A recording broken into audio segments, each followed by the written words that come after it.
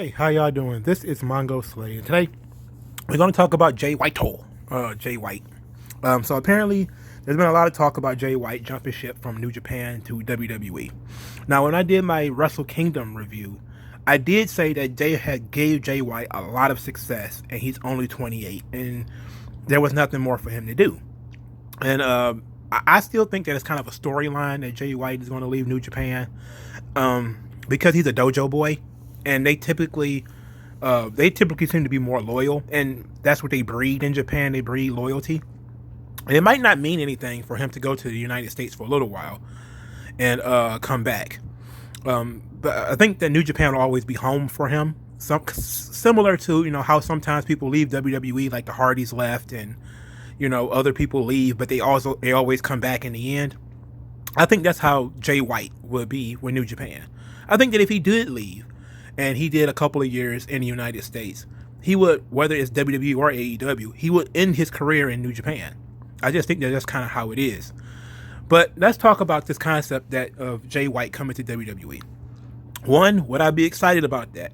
Considering Jay White is one of the few people in New Japan I actually am a mark for, yes, I would be thrilled that Jay White, especially since he's only 28, it would be fantastic for him to come to the WWE. Now, does he go through the NXT system? Some people seem to believe, well, he main evented the Tokyo Dome, he shouldn't have to go through NXT. He doesn't need development. And I keep telling people, like, there's plenty of people in NXT that don't need development, like Finn Balor, like Tommaso Ciampa, like Johnny Gargano, like Adam Cole. There's a lot, you just have to work into that system. You have to be ingratiated into the system. The system is different than in New Japan. The style is different. It's a different audience. Now, the hardcores who watch NXT will know Jay White, for sure. But does the larger wrestling audience, or the larger WWE audience, know who Jay White is? That's the question. Now, ingratiating him into that audience, you probably don't want to send him to NXT because he'll just be seen as another independent guy. Now, I've seen some people say he should skip NXT and go straight to Raw or SmackDown. And I would say that's pushing it because of that reason. That a lot of people don't know who he is. He is not as well known as AJ Styles was. Now, I've seen a lot of people say that, like, well, AJ Styles didn't have to go through NXT, neither did Ronda Rousey. I say, well, Ronda Rousey was a mainstream celebrity already. She didn't need NXT. They was training her off camera, right? They were training with Ronda Rousey before she had her first match. And then they started doing, rest of stuff with her later. But AJ Styles was on television in front of millions of people before he came to WWE. Because WWE discounts TNA a lot, but they actually respected that run.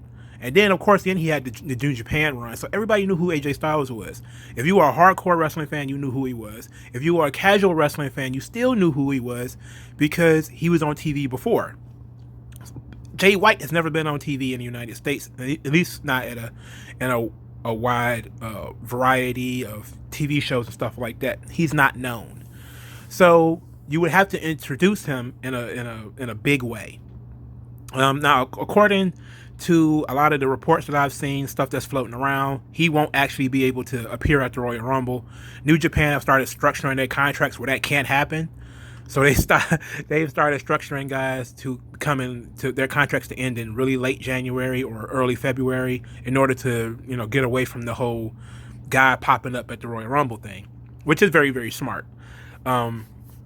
So in any event, that he'll still be brought in around the road to WrestleMania. With that being said, I love that idea, and I think that you immediately do Jay White versus AJ Styles if that's what you're going to do. If you're going to bring Jay White in, you do immediately AJ Styles versus Jay White. And I think you have AJ Styles kind of pass the torch to him. Kind of make him that guy, because AJ's a little bit older. You can move him a little bit out of the way. Also, if you're going to bring him in, I think Jay White needs to be on SmackDown so that more people can see him and get ingratiated with him. Let him do a short stint on SmackDown, maybe from April to October, and then you move him to Raw. Now, there's going to be a lot of people who are going to be like, well, he needs to win the title and all that type of stuff. It's like, come on, man.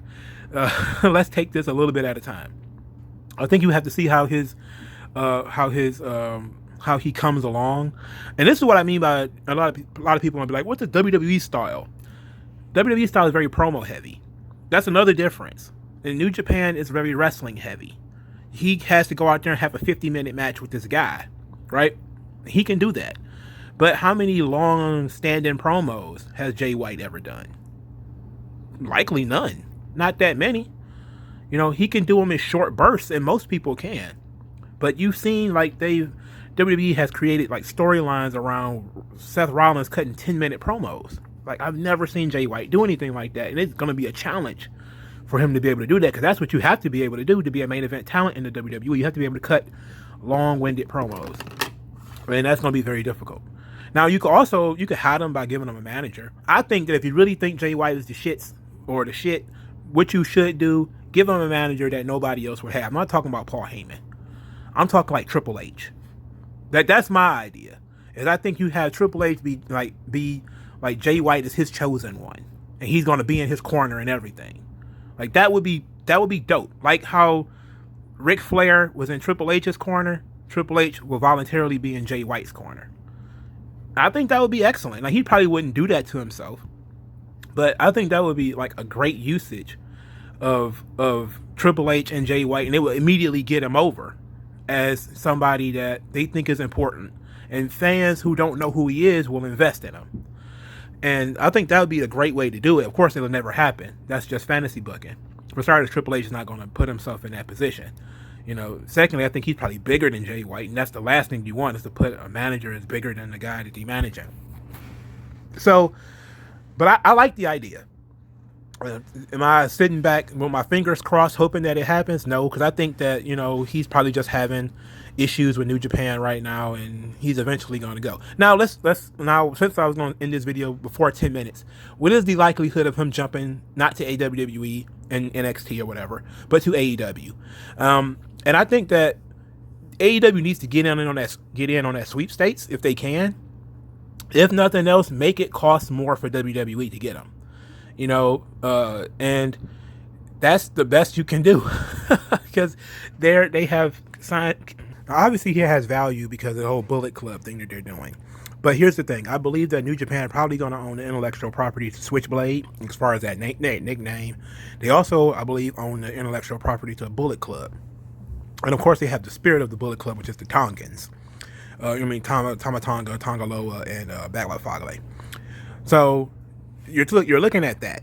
Like, that's something that you're looking at down the pike. So if he's going to come to WWE, he's going to have to get over on his own name, and not Bullet Club and not Switchblade. He's going to have to be completely different, and you know that's going to create growing pains.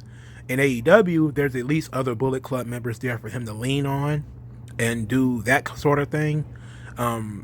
But I don't know what his relationship is like with Omega and the Young Bucks and all those guys. 'Cause I know there's a lot of Bullet Club politics, and those guys kind of, you know, they fall out and then they become friends again. They fall out again. So there's no telling what their relationship is like. But the conversation is about WWE, and if AEW can get him, they need to get him. I don't know what they do with him because they have put so much effort on Kenny Omega. But I think that there's an open spot for him in WWE. And if there's not, I mean, there's McIntyre needs a heel to work with. So there you go. And that's just kind of like the spot right there, is McIntyre needs a heel to work with. So there's a main event heel spot open in WWE for him to work for. I mean, at least on Raw. On SmackDown, well, Roman's got that wrapped up, and I don't know if Jay White is a really good babyface or not. Like, I really don't know. But I'm a big fan of Jay White. You know, I would love to see him in WWE. I do believe that, you know, once he becomes a routine, like a guy you see every single week, there's going to be more criticisms of him. You're going to see more of his weaknesses. You're going to see his style change and all that sort of thing. But and that's also which something you have to get used to. Is in New Japan, I don't believe they work that often, especially, you know, and then more singles matches and shorter matches and stuff like that. There's a lot of things you're going to get used to. But I'm interested.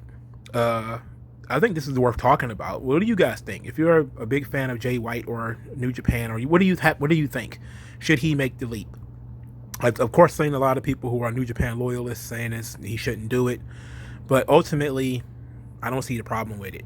I don't have a negative view of WWE. I just think that sometimes when you see guys and they're working somewhere else, it feels like they're a bigger star because they're a bigger star in a smaller pond. And there's not as many people for you to compare them to. Like if you compare Jay White to the other Gaijin in New Japan, he's by far the best. There is no other ones. Like the top guy after him is what? Will Ospreay? Ospreay sucks. But there's no telling, but let me know what you guys think in the comment section below. Like this video, share this video, subscribe to this channel. I thank you guys for listening, and I'll talk to you. Yeah, shed light. I know what that's like.